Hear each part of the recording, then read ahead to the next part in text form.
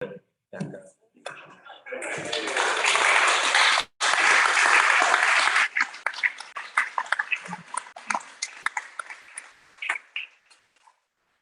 you. Nice to be beloved. And thank you, groupies. Oh my God. Good morning to everyone, and what a glorious July Sunday morning. I'm so glad to see all of you and the Zoom folks too. I hope your summer has been perfectly delicious up to this point. Mine certainly was. I just got back last week from attending my 50th college reunion back in North Carolina. Woo. The mighty class of 1972. It was huge fun. And actually, what was huge fun was just joyfully celebrating being alive 50 years after graduation. We were officially inducted into the Black and Gold Society, and they gave us a medal. A medal for living. Isn't that amazing?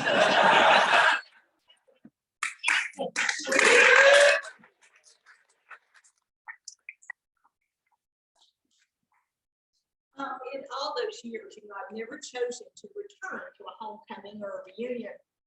But these last few years during COVID and entering my 7th decade have been a wake-up call. And the fact is, we only get one opportunity to celebrate those 50-year landmarks. So it gave me a lot of time and opportunity to consider some wonderful things about my life. So I look back a little bit and forward as well. So our topic this month, as we know, is demonstration.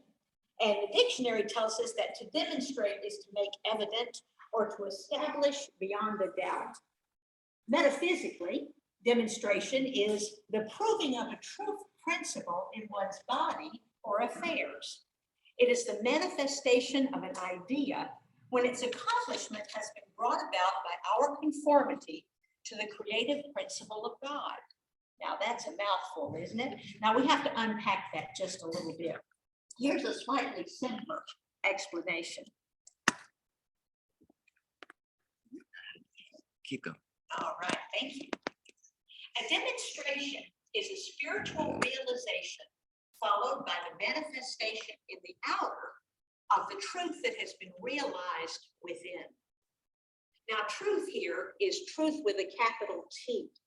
And what that means is sort of like what Oprah says, what we know for sure. Truth never changes. Truth is that which never changes. And then, of course, we can always refer to good old Unity Minister, bottom line, Eric Butterworth, who gives us the clearest interpretation of demonstration. A simple formula, C plus B equals A. What we can conceive in mind and believe to be a reality, we can achieve. C plus B equals A. What we can conceive in our mind and believe to be a reality, we can achieve and manifest in our lives. So if there was ever a better time for me to reflect on how God has demonstrated in my life, hitting these landmark years has been a pretty perfect metaphor. All through my life, I have appreciated my imagination, my creativity, that gave me some big ideas and big dreams to go beyond the horizons of my little town in North Carolina. Something in me, spirit, I'm sure, reassured me, like the little children's story, the little engine that could, remember, I think I can, I think I can. I knew that whatever I chose to do next in my life, if I truly believed I could, all sorts of wonderful things would happen. Dreams would manifest. And surely enough, doors opened, jobs came along in perfect timing, moves around the country happened, and so many dreams have happened in the outer, have led me right here to where I am standing in front of you this morning as an interfaith minister. Demonstration in my life means being inspired to cultivate my divine potential to do more good in the world.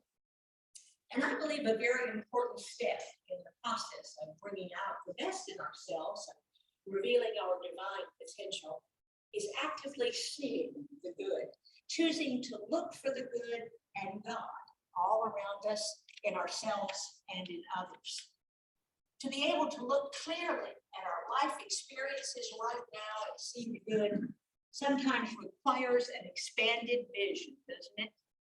God expands our vision so we can see that all things in our life are working together for the good. Because the moment we see beyond appearances, things just begin to work for the good. And as New Thought and Truth students, we know all things are molded and shaped by what we think and the attitudes that we hold. Jeremiah 29:11 reminds us, "For I know the plans I have for you, to give you a future and a hope." Now, reconnecting this past weekend with my old-time college roommate, it was easy to remember that old saying, "A friend is a person who knows all about you and loves you anyway." Well, God sees us through the eyes of such understanding and love and beholds only the good in us, for we're his children and made in his likeness. Unity co-founder Charles Fillmore wrote, "There is divine goodness at the root of all existence, wherever we look." Now, demonstration is certainly not magic. It works from the inside out. The demonstration is within us.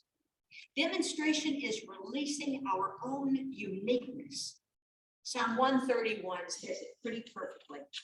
"I praise you, for I am fearfully and wonderfully made. Wonderful are your works, for my soul knows it very well." So back to Butterworth's formula for just a moment. C plus B equals A. What we conceive in mind and believe in reality, we can achieve. And that spiritual process is working all the time. When we believe we can, that how to do it just naturally unfolds out of our lives. There is no need for us to struggle to make a demonstration. Truth is allowing the demonstration to make us. Our job is to know the truth, to identify with the truth, and it will demonstrate itself. We don't have to create a good life. We only unfold the good life from us. So, what does seeing God's demonstration everywhere do for the world and for us? Well, we know now that demonstration is releasing our own uniqueness, but sometimes we need a little extra encouragement to really let our light shine and unfold our divine potential. Noted psychologist Tara Brach calls this being a mirror of goodness in her book, Radical Compassion, Learning to Love Yourself and the World. She tells us, "The medicine for our hurting world is love, and our love becomes deeply healing when we see and reflect that the innate goodness of other beings." Jesuit priest and psychotherapist Anthony DeMello taught that the finest act of love we can offer is the art of seeing. When we serve people, we help and support and comfort them. But when we see people, their inner beauty and their goodness, we can truly transform and create. Being a mirror of goodness can help reveal our shared belonging with those of different races and cultures, religions, and classes. And beyond the life-changing impact on us as individuals, our capacity for seeing the goodness is what allows us to evolve the consciousness of the whole planet. Everyone needs to be reminded of their essential worth. But usually when we register someone's beauty and sweetness in the heart, we rarely let them know. But just as Eric Butterworth gave us 3 parts for his formula, Tara Brach offers us 3 little steps that we can use to be mirrors of goodness. First, we have to look beyond another's protective coating. We have to peek underneath appearance and move past that first impression. Next, we have to imagine how spirit lives in them. And third, we must express our appreciation and our love. Now, I know that sounds a little tricky, but one easy thing that Tara suggests we try is just to look into somebody's eyes and see what color they are. Then silently wonder about who is looking through those eyes at you. Is there an awareness there? What do you imagine that person cares about most? Now, in our personal relationships, being a mirror of goodness means letting others know what means the most to us about them, what we love and appreciate about them. And I know that can be a little scary if you're self-conscious or really shy. I'm right there with you on that. Yet saying it out loud really matters. When we can genuinely tell a person, I love you, the energy of those words will absolutely touch the person's heart. And as we speak, our own hearts grow more gentle and open. Now, thank goodness, the New Thought Spiritual Center is a loving and safe place where we routinely share our spiritual lives with each other. And even here, we might choose to try this practice with someone we know pretty well, and then widen our range as our confidence builds. But as we nurture our seeing power, we realize that love shines through all beings, humans, non-human animals, and our beautiful living earth. Tara reminds us that these times are calling us to see basic goodness that can heal our world. And the place to start is right now with someone close by, seeing what you love and sharing what you see, heart to heart. Now that's a pretty dynamic idea, isn't it? So don't be scared. We're just going to do a little rehearsal. Let's just be brave. Just a moment. Close your eyes if you feel comfortable doing so, and quiet your mind. Now I want you to think about someone that you hold very dear to you. Remind yourself of what you love about them. Maybe it's their joy, their laughter, their honesty. And now imagine being with that person and telling them some of the specific ways you experience their goodness. How do they respond?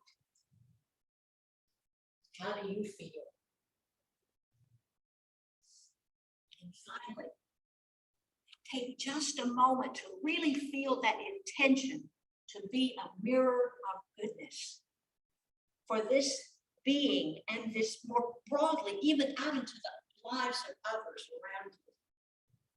Now take a deep breath and open your eyes. I wish you could have seen your faces, so beautiful.